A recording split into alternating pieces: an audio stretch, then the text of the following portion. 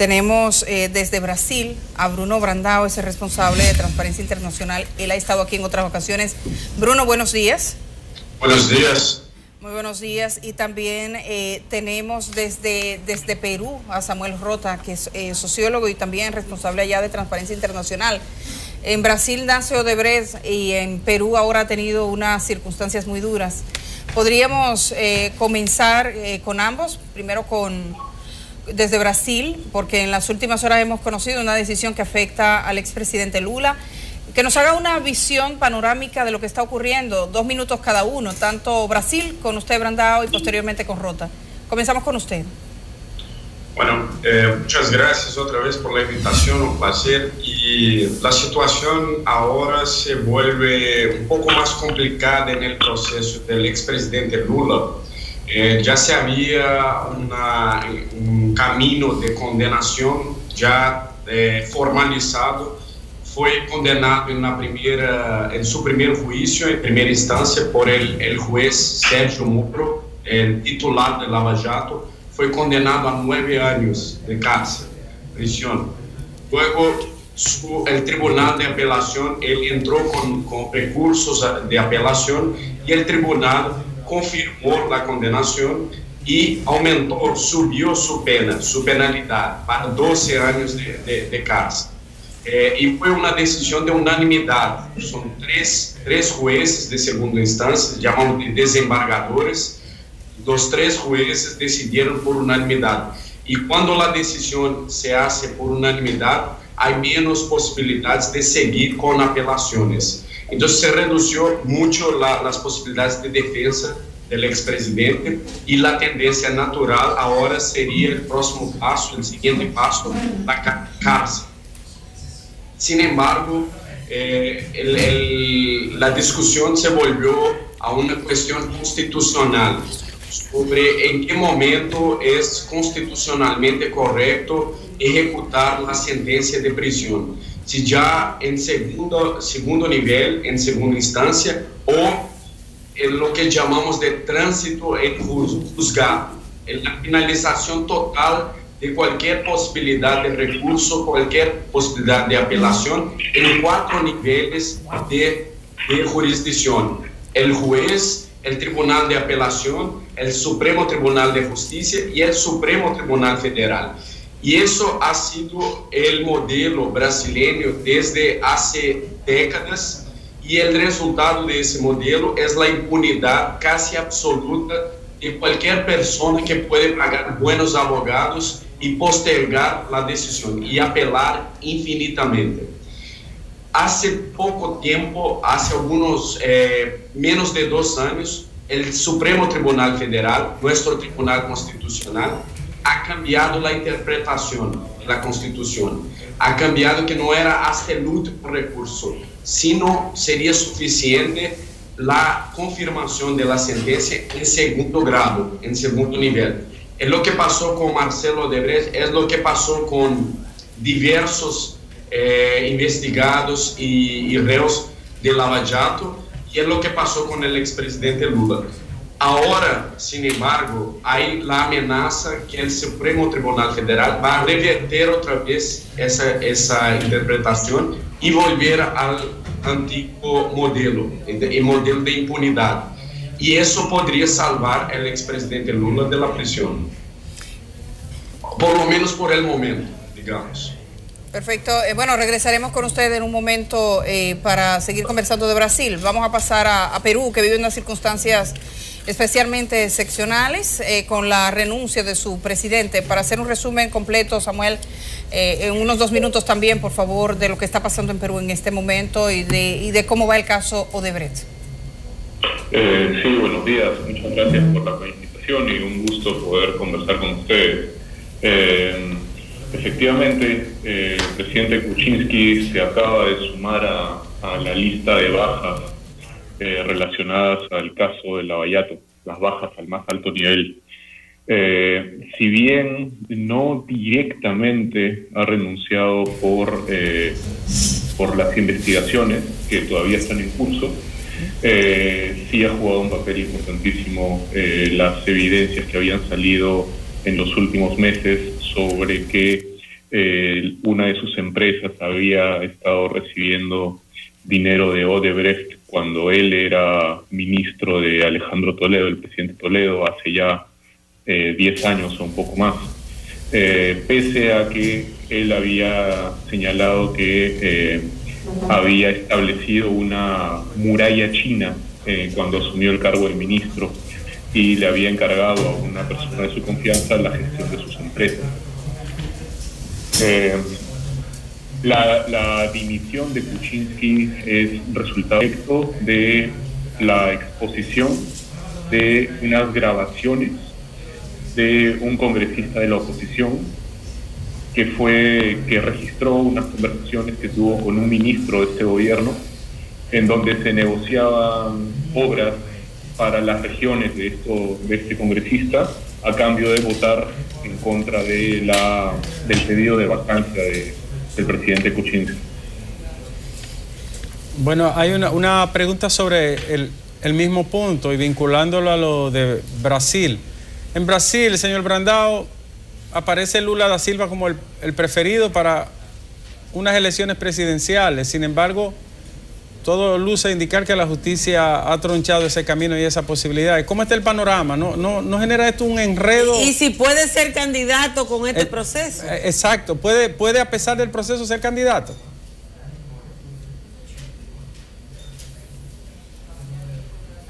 Decimos que en Brasil hasta el pasado es incierto. Entonces, hacer previsiones futuras es siempre complicado en ese país.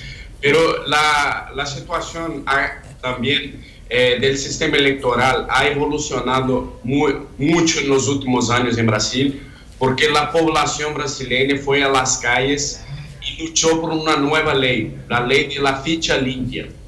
La ley de la ficha limpia dice que candidatos que tienen condenaciones confirmadas en segundo grado, o sea, un primer juez condena, el tribunal confirma la sentencia, ya esa persona no puede concorrer a postularse candidato a ningún cargo electoral. Eso ha generado un filtro en nuestras elecciones muy positivo. Sin embargo, esa ley también tiene algunas brechas, algunos huecos, y es posible al candidato, mientras esté apelando y con recursos siendo analizados en algunos tribunales, él puede postularse candidato y puede hacer campaña, puede empezar con campaña. Entonces Lula ya está en pre-campaña, ya está viajando a Brasil, incluso sufriendo muchas protestas contra él. Él es un hombre que divide el país, mucho apoyo todavía, es el que más tiene intenciones de votos, pero también mucho odio, mucha intolerancia, mucha aversión a su nombre. Entonces es una cuestión que va a ser decidida sobre el último momento por el Tribunal Superior Electoral. Las elecciones son en octubre y es posible que esa cuestión no se resuelva hasta agosto, quizás septiembre de ese año. Es indecisión sobre la situación electoral de Lula. Pero lo más probable, 99% de chances, que no pueda concurrir, que no pueda volverse, si entra como candidato y si gana, no puede asumir. Bueno, me gustaría saber, ahora regresamos a Perú con Rota, un poco qué tanto, y para que la gente comprenda, cómo ha sido el proceso Odebrecht en Perú.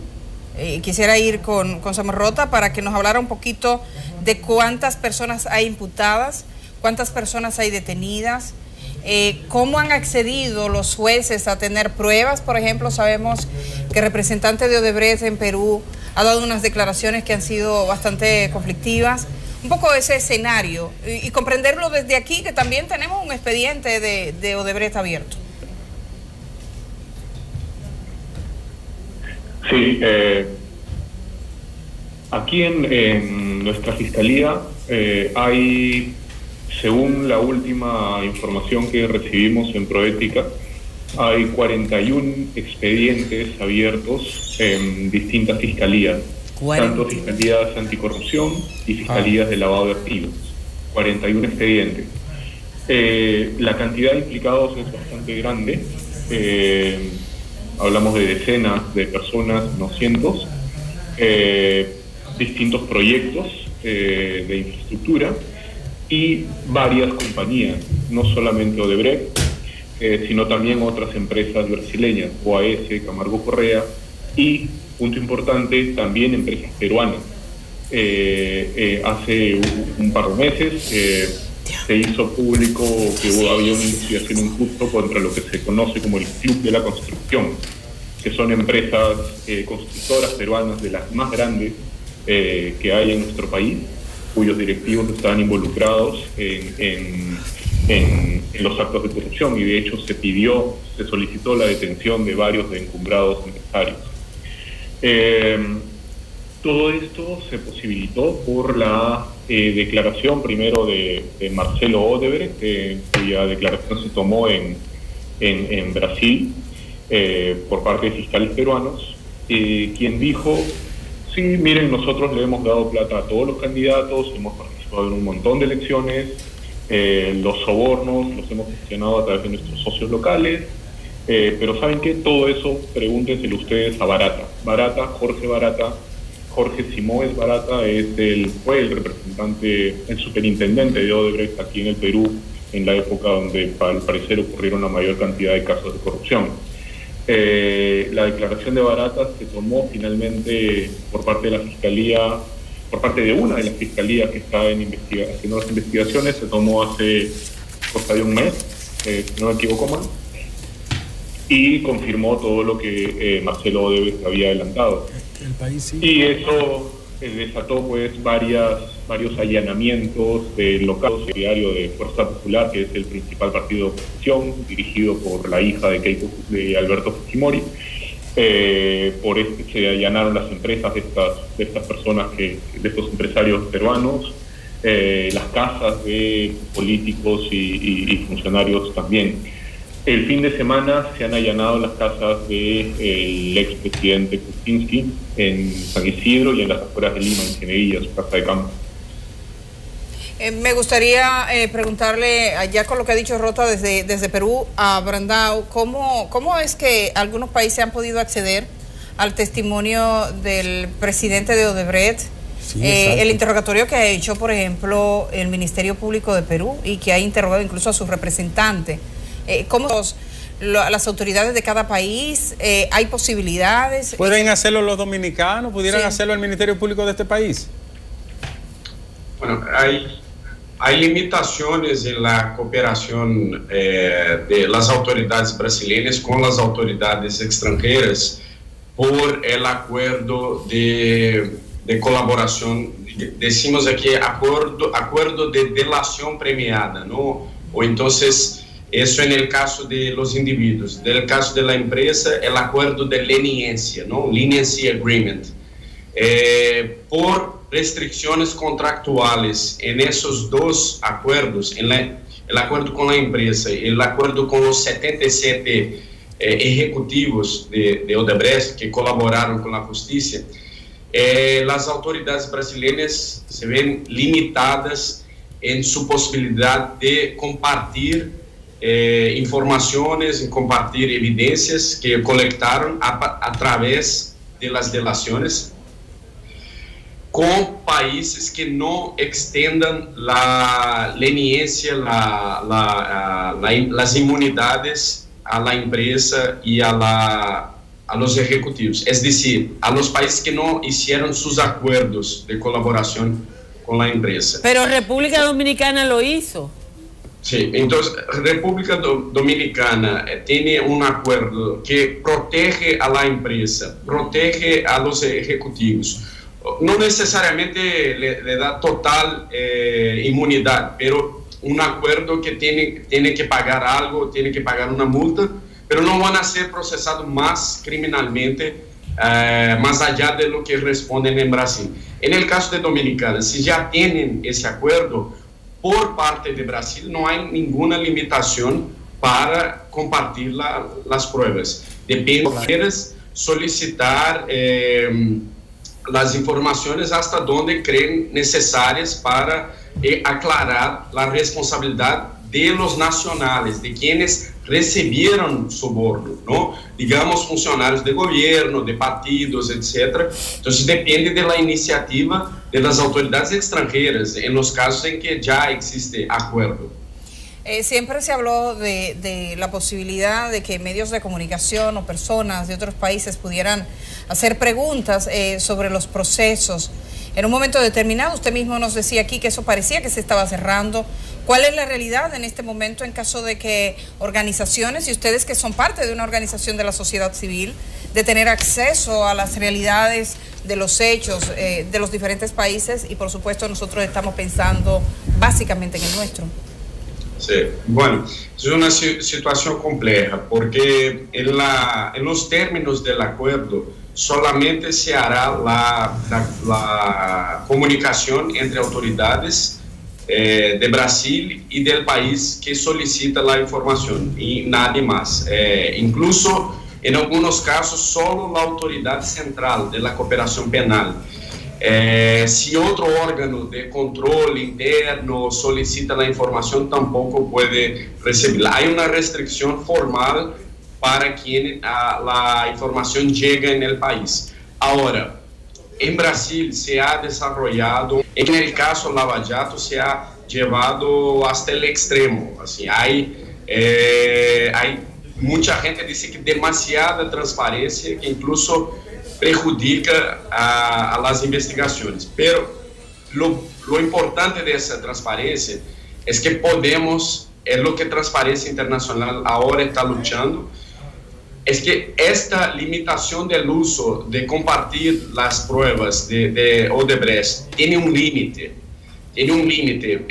Si hay países que simplemente no van a responder, no van a solicitar y que la impunidad va a prevalecer, entonces nosotros consideramos la posibilidad de solicitar al Tribunal Federal de Brasil, el Supremo Tribunal Federal, la liberación de esa información aquí a través de Brasil. Y si se libera esa información a través de Brasil, otros países, otros activistas, medios de comunicaciones, la población de los países tendrán también posiblemente acceso a esa información. Bueno, yo ya casi para terminar, tenías tú, Nieves, sí, solo muy breve sobre Perú. Perú tiene un presidente destituido y 4 expresidentes señalados o imputados por el caso de Brecht. ¿Cómo está el clima político del país? Aquí se habla de que acusar a un funcionario crea ingobernabilidad. En Perú, ¿cómo se ha aceptado, cómo se ha acogido la renuncia, la destitución casi del presidente? ¿Y cuál es el rumbo político? Y están los 5 últimos expresidentes de Perú metidos en el tollo. Incluyendo la oposición política. Incluyendo la oposición política y además figuras políticas descentralizadas de gobiernos regionales que también están siendo investigados o detenidos.